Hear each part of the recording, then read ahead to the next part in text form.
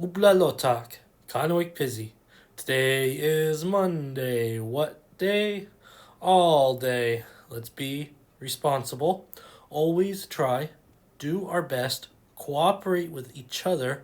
Let's treat everyone with respect, including ourselves. Today is November 28th, and that means there are only 3 weeks left until the end of the second quarter and the first semester.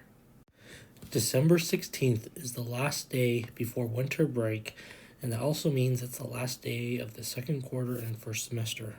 This is the time to dig deep, keep working hard, and no matter the result, be proud of what you accomplished, knowing you put your all into your work this quarter. Volleyball season may be over, but this December 5th, basketball season starts for high school boys and girls. This also means next quarter, elementary basketball will start too. With another sport about to begin, this is a great time to talk about eligibility and what it means for you. For this assembly, we're going to talk about the 3 levels of eligibility and what they mean for you. So these 3 levels are the state level, also known as the Alaska School Activities Association, the district, and Breivik Mission School. So, the purpose of the Alaska School Activities Association is to provide educational experiences not otherwise provided in the curriculum and to encourage high standards of sportsmanship and citizenship. There are 5 big things we're looking at in order to be eligible according to the Alaska School Activities Association. These are: number 1, transfer students may be required to wait 1 year before becoming eligible unless they have moved with their parents. Number 2, you must be under the age of 19. Number 3, you must have a physical. Now remember, when you get a physical, they are good for 18 months. Number 4, you must complete 10 days of practice before competition in a sport is allowed. And finally, number 5,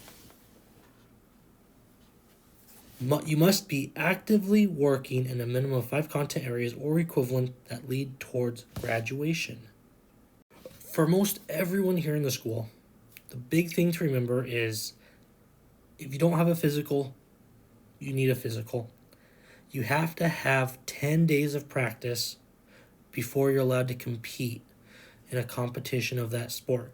So for instance, if you have 10 days of practice in basketball, you are eligible to attend that weekend competition. And remember, for number 5, where you must be actively working a minimum of 5 content areas, attend your classes, work towards graduation.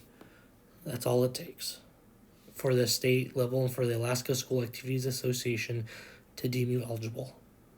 Next on the list, we have district eligibility, and this is the eligibility that everyone is familiar with that comes every 4 weeks, or at the end of the quarter and at mid-quarter.